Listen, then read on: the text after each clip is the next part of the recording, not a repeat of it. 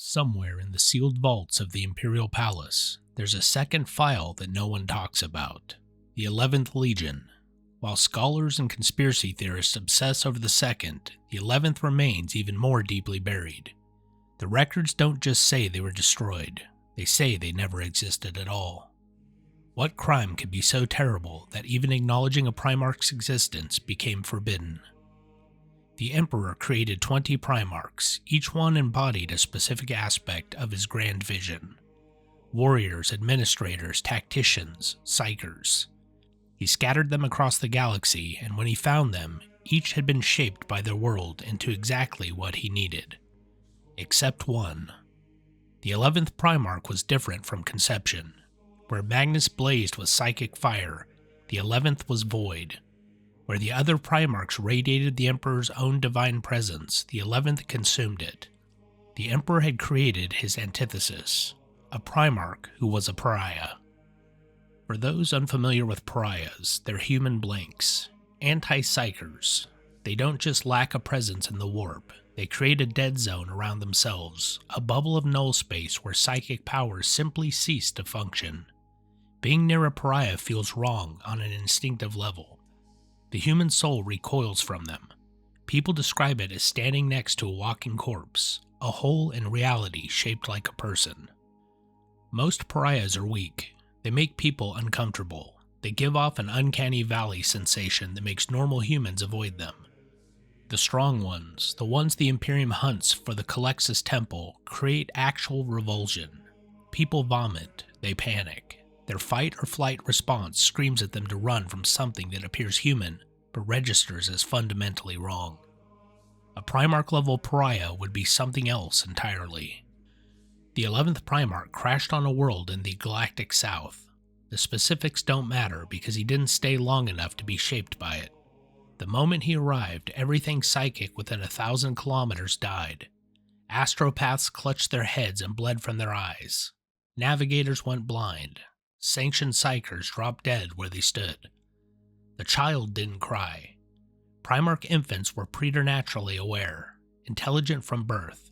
The 11th knew what he was, knew that every living thing near him felt his presence as a wrongness that needed to be eradicated. Animals fled. People who looked at him felt their souls trying to escape their bodies. He grew up alone, not by choice, but because proximity to him was torture for any normal human. The few who tried to raise him lasted weeks at most before the psychological damage became too severe. Standing in his presence for extended periods caused permanent trauma. Dreams stopped making sense, emotions became muted, people described feeling like they were slowly ceasing to exist. The 11th Primarch learned to survive in isolation.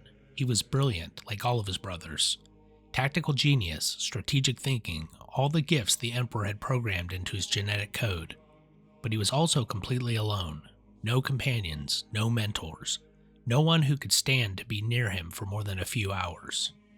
By the time the Emperor found him, the 11th had already figured out what he was, had already understood that he was the opposite of everything his father represented.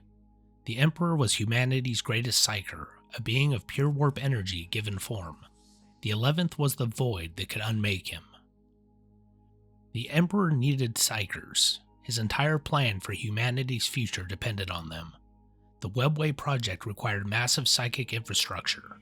The Astronomicon needed thousands of psykers sacrificed daily to maintain. The Primarchs themselves were partly warp entities, beings of both flesh and immaterial essence. The Emperor's own power came from the warp. The 11th Primarch was anathema to all of it. When the Emperor first met his son, the experience was described by observers as watching two fundamental forces collide. The Emperor's radiant psychic presence, which normally made baseline humans weep with religious ecstasy, simply stopped. Within the range of the 11th, the Emperor was just a man, tall, powerful, genetically perfect, but stripped of the divine aura that made him more than human. The Emperor felt it too. For the first time in millennia, he experienced what it was like to be disconnected from the warp. The voices of his demons went silent. His precognition ceased. His ability to see the branching paths of the future simply turned off. He was blind, and he hated it. But he was the Emperor. He He'd planned for everything. Magnus was his psyker son, the one who would sit on the golden throne and power the webway. The 11th was the counterbalance, the anti-psyker who could fight threats that psychic powers couldn't touch. Demons couldn't manifest near him. Chaos corruption couldn't spread through his legion. He was the perfect weapon against the warp. In theory. When the 11th Primarch reunited with his legion, the problems became immediately apparent. Space Marines were partly psychic, not obviously so like librarians, but the gene seed altered them in ways that tied them to the warp. They could spit acid, track by scent, and enter suspended animation. All of these abilities had minor psychic components. Within the 11th Primarch's presence, those abilities stopped working. His own Space Marines became weaker when he was near. Their enhanced senses dulled. Their healing factor slowed. The mental conditioning that made them immune to fear became less effective because the psychic reinforcement that maintained it simply ceased to function. The Legion adapted. They had to. They learned to fight as baseline humans with enhanced bodies, nothing more. No psychic intuition, no supernatural coordination, just tactics, training, and the Primarch's own strategic genius. They became the most effective anti-demon force in the Imperium. Where other legions struggled against warp entities, the 11th walked through the demonic manifestations like they were fog. Psychic attacks that would cripple entire companies simply didn't work. Sorcerers found their powers useless. The 11th Legion became the Emperor's weapon against chaos. But they were hated for it. Every other Space Marine who fought alongside them felt it, the crawling wrongness. That sense that the 11th Legion weren't real, weren't entirely there.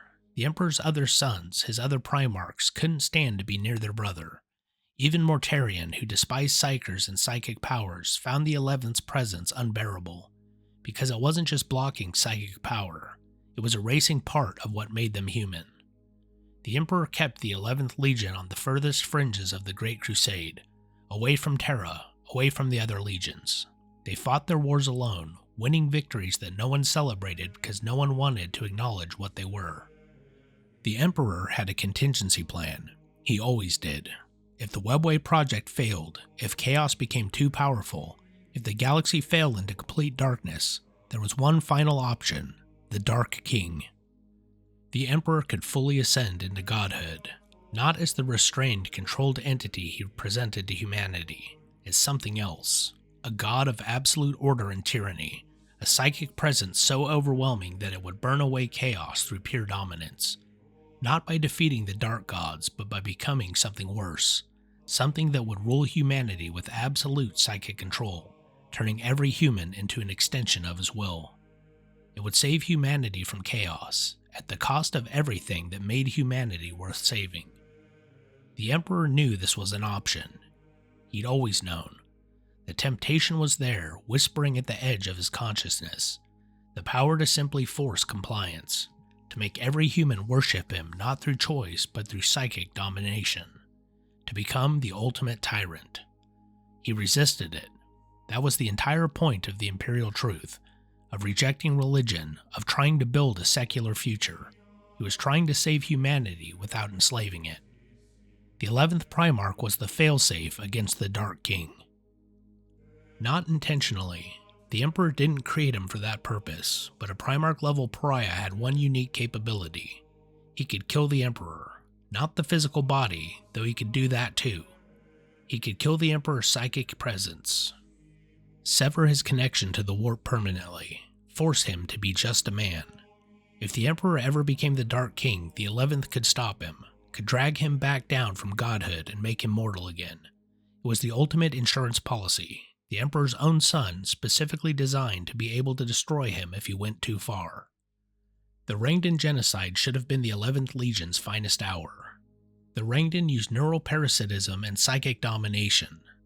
They could take over entire populations, turn Imperial forces against themselves. Standard Space Marine tactics were useless, because the Rangdan could corrupt them from within. The 11th Legion was immune. They couldn't be mind-controlled, couldn't be corrupted through psychic means. They fought the Rangdan in ways other legions couldn't, pushing deep into xenobreeding territory and burning it all. The Emperor arrived to personally oversee the final stages of the campaign. The Dark Angels were there, the Space Wolves, multiple legions converging on the threat, and that's when everything went wrong. The 11th Primarch had been watching his father, had seen the Emperor using his psychic powers with increasing aggression, had noticed the way the Emperor's presence was shifting, becoming more overwhelming, more absolute. The strain of the Rangdan Wars, the realization of how dangerous the galaxy truly was, had pushed the Emperor closer to the edge, closer to saying enough and simply dominating the entire galaxy through psychic force. The Emperor was considering the Dark King option, not fully committing, but the thought was there, testing it, seeing how it would feel just to force everyone to obey. And the 11th felt it. Felt his father's psychic presence expanding, becoming more tyrannical. Saw the man who claimed to be building a rational future for humanity considering throwing it all away to become a god. They confronted each other. The details are lost, buried under layers of erasure and memory wipes. But the core of it was simple. The 11th told his father that if he became the Dark King, he would kill him. Would drag him back to mortality even if it meant destroying everything they'd built. The Emperor saw the truth in it. His own son, the one weapon that could actually stop him, could fight him, would force him to remain human instead of ascending to godhood. And the Emperor couldn't allow that failsafe to exist. The Space Wolves were called in, the executioners. They'd been designed for this. Leman Russ, who was loyal enough to kill his own brothers if the Emperor commanded it. The 11th Legion didn't fight back. Their Primarch ordered them to stand down. He understood what was happening. The Emperor couldn't risk having a Primarch who could force him to remain mortal. Who could stop him from using his full psychic power? Who could, in the absolute worst case, kill him and prevent him from saving humanity through domination? The 11th Primarch walked into exile willingly, took his legion with him, not to rebel, but to remove themselves from the Emperor's sight, to stop being a constant reminder that there was a limit to what the Emperor could become. Some say they went to the galactic edge to patrol the outer dark against threats that couldn't be fought by normal means. Others claim they were mind-wiped and folded into other legions, their pariah nature suppressed through psychic conditioning. A few whisper that the 11th Primarch is still out there, watching, waiting for the day his father finally crosses that line. The evidence in the shadows, the Sisters of Silence. The Anathema Psychona, the Emperor's own anti-psyker force, recruited from pariahs and trained to fight alongside normal military forces despite the revulsion they cause. They were established during the Great Crusade. Officially, they were just another military asset. What if they were the remnants? The Emperor couldn't completely erase the 11th Legion's specialty. He still needed anti-psyker forces, so he created the Sisters of Silence as a replacement. A way to have pariah warriors without having an entire Primarch dedicated to it. The Custodes refused to talk about the 11th. Not with the same vague discomfort they showed when asked about the second. They actively shut down conversations, orders from the Emperor himself, because the Custodes know what the 11th represented. They know about the Dark King contingency. They know their master created a son specifically capable of killing him. Malcador the Sigillite once said that some of the lost Primarchs were lost to the Emperor's own choices, not to chaos, not to Xenos, to decisions the Emperor made himself. What choice would be so terrible that even Malcador, who helped orchestrate the Primarch project, would phrase it in that way? Erasing the one son who could stop you from becoming a god. During the Horus Heresy, when chaos corrupted half the legions and Terra itself came under siege, the 11th Legion wasn't there. An entire Primarch and his forces, specifically designed to fight demonic corruption, absent from the galaxy's darkest hour. Some claim it's because they were already gone, purged before the heresy began. Others suggest something worse. The Emperor sitting on the Golden Throne, barely alive, is using every ounce of his psychic power to maintain the Astronomicon and hold back the demonic tide pouring through the broken webway. He's channeling more warp energy than ever before, becoming more god than man with each passing year. If the 11th Primarch still existed, he'd feel it, would know his father was finally crossing that threshold, would understand that the Emperor was becoming the very thing he'd promised not to become. What if the 11th Legion is still out there, watching as the Imperium turns their father into a god, seeing the very thing they were supposed to prevent happen in slow motion over 10,000 years. The Emperor isn't the Dark King exactly, but he's become a god anyway, through worship, through faith, through 10 millennia of psychic devotion from trillions of believers. The Imperium accidentally did what the Emperor resisted doing intentionally. They made him divine. And somewhere in the galaxy, a Primarch who was created to prevent exactly that might be preparing to fulfill his original purpose. The Pariah gene is incredibly rare, 1 in a billion, maybe less for strong examples. The Imperium hunts for them obsessively, not just for the Sisters of Silence, but for other purposes. The Calexis Temple, special operations, demon hunting kill teams. They're also extremely useful for one specific task: containing psykers. The black ships that gather unsanctioned psykers across the Imperium use pariahs to keep their cargo from escaping, from using their powers, from communicating psychically. What if that's not the real purpose? What if the Imperium is gathering pariahs for something else? Building up reserves, creating specialized forces, preparing for a day when they might need an entire army of anti-psykers. The Adeptus Custodes maintain their own pariah chambers, sealed rooms where captured pariahs are kept in stasis. No official reason given, no deployment records, they're just stored, thousands of them, waiting. For what? For the day when the Emperor might need to be stopped, when 10,000 years of psychic power accumulation finally reaches critical mass and he becomes something that threatens all of reality. The Custodes are loyal to humanity first, the Emperor second. If their master became a threat to the species he was trying to save, they'd need a way to fight him. They'd need pariahs, lots of them. Possibly they'd need a Primarch who understood how to lead them. There's a fragment of a document in the Black Library, a prophecy or warning recovered from a craft world that went dark during the Great Crusade. The Eldar called it the Obsidian Mirror. When the corpse god wakes, the Hollow Prince returns. The sons of the anathema shall war, and the silent king shall choose which master humanity serves. In the absence of sound, the galaxy will learn which it fears more, the tyranny of light or the freedom of darkness. The corpse god is obviously the Emperor. The silent king could be the Necron ruler, or it could be a reference to someone else who commands in silence. The anathema's sons are the Primarchs. But the Hollow Prince, a Primarch known by absence rather than presence, one who creates silence, who moves through the galaxy like a hole in reality. The 11th. The Eldar saw something, a branching future where the Emperor fully awakens, becomes the Dark King he always had the potential to be, and in that future a Pariah Primarch returns to fight him. Brother against father, the ultimate psychic being against the ultimate anti-psyker. The prophecy doesn't say who wins, it just says the galaxy will have to choose, accept the Emperor's absolute domination or accept the freedom that comes with killing him, tyranny or death. The Emperor planned for everything, every possible failure, every potential corruption. He prepared contingencies for contingencies. The 11th Primarch wasn't a mistake, he was intentional, a living insurance policy against the Emperor's own worst impulses. The one being in the galaxy who could look at a god and force him to be mortal, who could stand in the presence of unlimited psychic power and cancel it completely. The Emperor created the weapon that could kill him. Then he had to remove it because he couldn't function with the sword hanging over his head.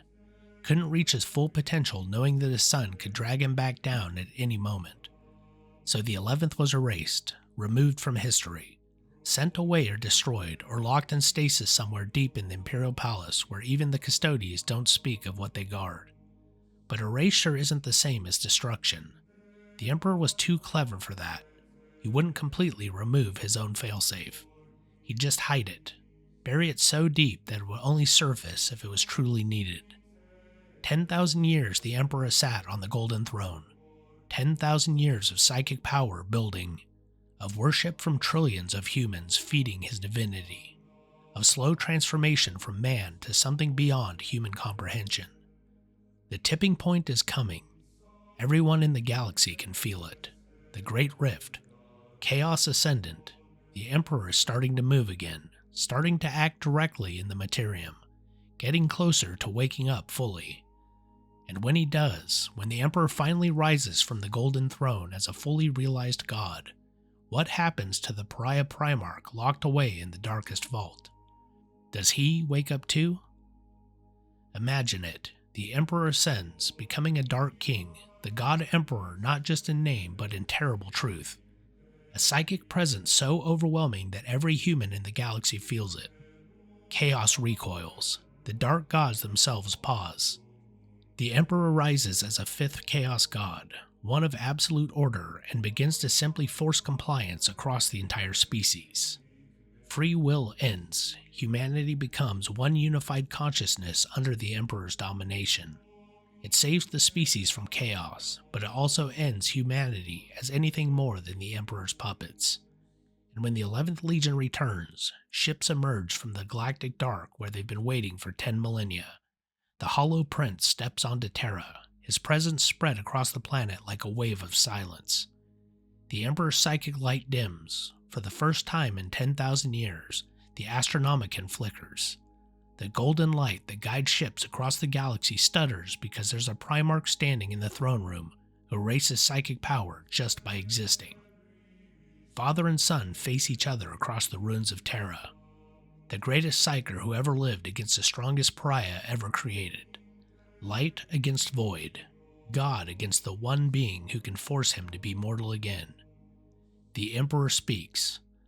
"I am saving them." The 11th replies, "You're enslaving them." "There is no difference." "There has to be." And the war begins. Not for conquest, not for revenge, for the fundamental question of what humanity deserves. Freedom with all its dangers, or safety through absolute control. The Imperium splits. Some side with the Emperor, believing that survival matters more than liberty. Others join the 11th, willing to die free rather than live as slaves to even the most benevolent god. It's the Horus heresy again, but worse, because this time both sides think they're saving humanity. The truth no one remembers is that the 11th Primarch loved his father. That's the part the records can't erase completely. Despite everything, despite the isolation and the fear and the knowledge of what he was, he believed in the Emperor's dream, a rational, secular future where humanity stood on its own strength. When the Emperor told him he had to leave, had to be erased from history, the 11th understood. He was the price of that dream. His existence was a constant reminder of limits, of mortality, of the fact that even the Emperor could be stopped, and the Emperor couldn't function with that knowledge hanging over him. So the 11th walked away, took his legion into the dark, removed himself from his father's sight so the Emperor could become what he needed to become. It was an act of love, painful, bitter love, but love nonetheless. But he left a message, sealed in a vault that could only open under specific conditions. When the Emperor's psychic presence reached a certain threshold, when he crossed the line from enhanced human to actual divinity, the message is simple. I'm still here, and I still remember what you promised. If you forget, I'll make you remember, even if it kills us both. The vault hasn't opened yet. The conditions haven't been met. The Emperor's powerful, more god than man, but he hasn't fully awakened, hasn't become the Dark King, but he's close, every day closer, and when he finally crosses that threshold, when the Emperor becomes everything he once swore he wouldn't, the vault will open. The 11th Primarch will come home to fulfill the promise he made 10,000 years ago, to save humanity by killing a god, even if that god is his father.